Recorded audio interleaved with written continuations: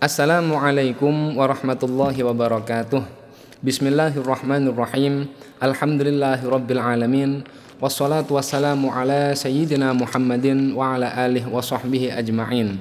Qala rabbi shrah li sadri wa yassir li amri wahlul 'uqdatam min lisani yafqahu qawli, amma ba'd. Hadirin rahimakumullah, kembali lagi kita ngaji akidah, murajaah bersama tentang masalah akidah demi kokohnya akidah Ahlus Sunnah wal Jamaah yang lurus, dan bukanlah Ahlus Sunnah yang hanya mengaku-ngaku Ahlus Sunnah. Hadirin, pada episode sebelumnya sempat kita jelaskan tentang contoh-contoh bid'ah hasanah, dan sampailah saat ini kita akan menyampaikan tentang contoh-contoh bid'ah yang buruk atau bid'ah sayyi'ah. Dikatakan bahwa termasuk contoh bid'ah sayyi'ah, bid'ah yang buruk adalah bid'atul qadariyah, yaitu bid'ahnya kelompok Qadariyah, yang mana pencetus pertama bid'ah Qadariyah yang mana tidak ada itu di zaman Rasulullah, bukanlah ajaran Rasulullah, bukanlah ajaran para sahabat, bukanlah ajaran akidah Ahlus Sunnah wal Jamaah. Itu dimunculkan oleh seorang bernama Ma'bad al-Juhani, yang mana dia mengatakan bahwa annallaha lam yuqaddir af'al al-ibad al-ikhtiyariyah. Kata dia bahwa Allah Subhanahu wa ta'ala tidaklah memiliki kekuasaan untuk menentukan perbuatan manusia yang mana perbuatannya di bawah sadar manusia itu sendiri.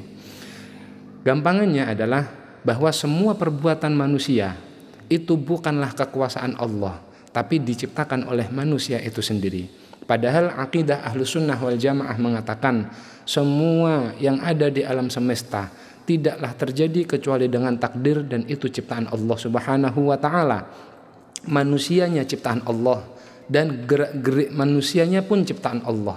Bahkan gerak-gerik hatinya manusia, keyakinan manusia itu pun ditakdirkan dan diciptakan oleh Allah Subhanahu wa ta'ala. Hadirin, berikutnya termasuk bid'ah sayyi'ah, bid'ah yang buruk adalah bid'atul Jahmiyah, bid'ahnya kelompok Jahmiyah, yang mana pencetus pertamanya adalah Jaham ibn Safwan. Dia memiliki faham, dia meyakini bahwa annal abda majburun fi af'alih la ikhtiyara lahu, bahwa manusia atau al-abd, hamba Allah Subhanahu wa ta'ala, itu adalah majburun fi af'alih. Dia itu adalah melakukan semuanya hanyalah terpaksa dan tidak punya daya usaha dalam perbuatannya. Seakan-akan adalah karisyatil mu'allaqah fil hawa, seperti bulu yang terombang-ambing, tertiup udara ke selatan ya ke selatan, ke utara pun juga ikut ke utara, tidak punya kemampuan, tidak punya kekuasaan.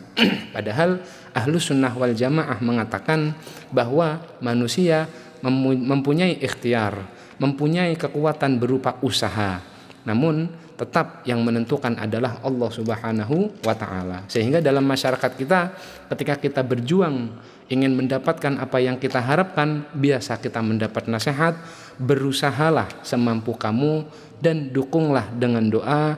Nanti takdir seperti apa nantinya itu serahkan pada Allah Subhanahu wa ta'ala. Karena kita punya kekuatan berusaha dan kekuatan untuk berdoa, sedangkan takdir yang menentukan terakhir adalah Allah Subhanahu wa ta'ala. Sedangkan mereka orang-orang Jabariyah, orang-orang Jahmiyah, mereka tidak meyakini seperti itu. Jadi manusia hidup tanpa usaha, mereka menjalani hidup ya begitu-begitu saja, dan yakin apapun itu akan terjadi dengan ciptaan Allah Subhanahu wa ta'ala tanpa ada usaha sedikit pun dari mereka. Berikutnya hadirin rahimakumullah, termasuk bid'ah sayyi'ah adalah bid'atu nufatit tawassul, yaitu mereka meyakini tidak bolehnya bertawassul atau tidak bolehnya istighosah, tidak bolehnya kita menjadikan para anbiya, para nabi ataupun para orang-orang soleh sebagai perantara kita dalam doa kita. Mereka meyakini itu adalah haram, itu adalah bid'ah. Padahal tidaklah tawassul itu diharamkan oleh agama, dan bahkan itu diajarkan langsung oleh baginda Rasulullah Shallallahu Alaihi Wasallam. Dilanjutkan pula oleh para sahabat tetap bertawassul.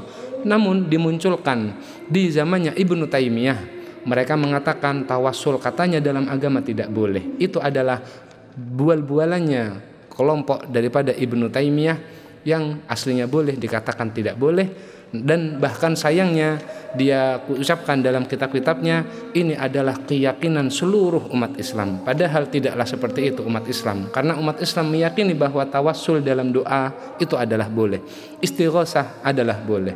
Sehingga biasa kita dengar di masyarakat kita ada istighosah akbar, kita bertawassul dalam doa dan sebagainya hadirin. Berikutnya pula termasuk contoh-contoh daripada bid'ah sayyi'ah adalah pembagian tauhid menjadi 3. Ini adalah tidak pernah diajarkan Rasulullah SAW, tidak pula pernah diajarkan oleh para sahabat, para tabi'in, para ulama, tidak ada yang mengajarkan dibaginya tauhid menjadi 3. Namun muncullah kelompok-kelompok Wahabiyah yang mengatakan bahwa tauhid itu terbagi menjadi 3, yaitu tauhid rububiyah, tauhid uluhiyah, tauhid asma wa sifat, yang mereka mensyaratkan atau mewajibkan ketiga tauhid itu yang mana tidak pernah diwajibkan sekalipun dalam agama. Oleh karenanya, mari kita waspada dari hal-hal yang dibuat-buat padahal itu bukanlah ajaran Rasulullah, karena ini asli muncul dibuat-buat dan itu adalah bid'ah, dan karena tidak sesuai dengan agama, tidak sesuai dengan Al-Quran, tidak sesuai dengan hadis, berarti ini contoh bid'ah dhalalah, bid'ah yang sesat yang tidak diridhoi Allah. Berikutnya adalah termasuk bid'ah yang jelek adalah ajaran bahwa Allah bersemayam di atas arsy sana, bahwa Allah ada di langit di sana. Itu adalah ajaran yang baru saja dimunculkan, yang bukanlah diajarkan Rasulullah, bukan pula diajarkan sahabat, bukan merupakan akidah ahlu sunnah dari zaman dahulu. Dan itu bid'ah yang tidak diridhoi Allah, karena meyakini Allah ada di atas arsy sana berarti menyamakan Allah dengan makhluknya.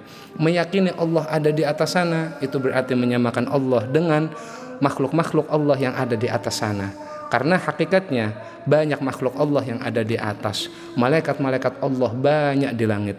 Lantas apakah pantas kita katakan Allah juga di langit? Dan di atas arsy ada makhluk Allah namanya Lauhul Mahfuz.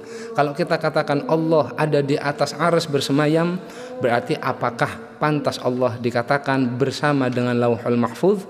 Ini adalah akidah yang tidak pernah diajarkan. Berarti akidah Allah bersemayam di atas arsy merupakan bid'ah dhalalah, bid'ah yang sesat.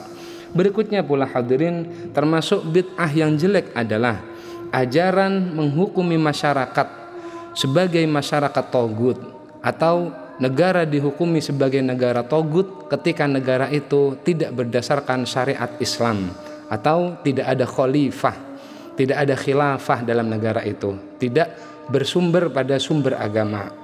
Seperti contoh negara kita, negara tercinta Indonesia. Mereka meyakini bahwa negara Indonesia selama masih berdasarkan Pancasila, masih berdasarkan Undang-Undang 45, mereka katakan ini juga termasuk negara kafir, termasuk negara togut, dan masyarakatnya masyarakat togut. Ini tidaklah pernah diajarkan oleh ulama-ulama sebelumnya. Tidaklah boleh menghukumi satu kaum masyarakat, dihukumi semuanya kafir hanya sebab negaranya bukan negara Islam. Tidak hadirin. Maka jangan sampai kita gampang untuk ikut-ikutan kelompok-kelompok yang menggelorakan terus tentang makna khilafah. Karena hakikatnya setelah dipelajari, khilafah yang mereka bumingkan, khilafah yang mereka gembor-gemborkan bukanlah khilafah yang sesuai diajarkan syariat, tapi khilafah versi pemikiran mereka sendiri. Semoga Allah Subhanahu wa taala menjaga kita, menjaga anak-anak kita daripada bid'ah-bid'ah yang sesat, daripada ajaran-ajaran yang dimunculkan yang tidak sesuai dengan akidah Ahlus Sunnah. Tetap kokoh dalam akidah, tetap ajarkan kepada anak-anak kita tentang apa itu bid'ah yang baik, tentang apa itu bid'ah yang buruk, agar anak-anak kita mampu untuk menjalankan apa yang diajarkan ulama dan mampu menghindari apa yang dibikin oleh orang-orang yang mengaku-ngaku ahlu sunnah wal jamaah. Semoga meskipun sedikit bisa bermanfaat, dan insya Allah bertemu pada episode berikutnya. Wassalamualaikum warahmatullahi wabarakatuh.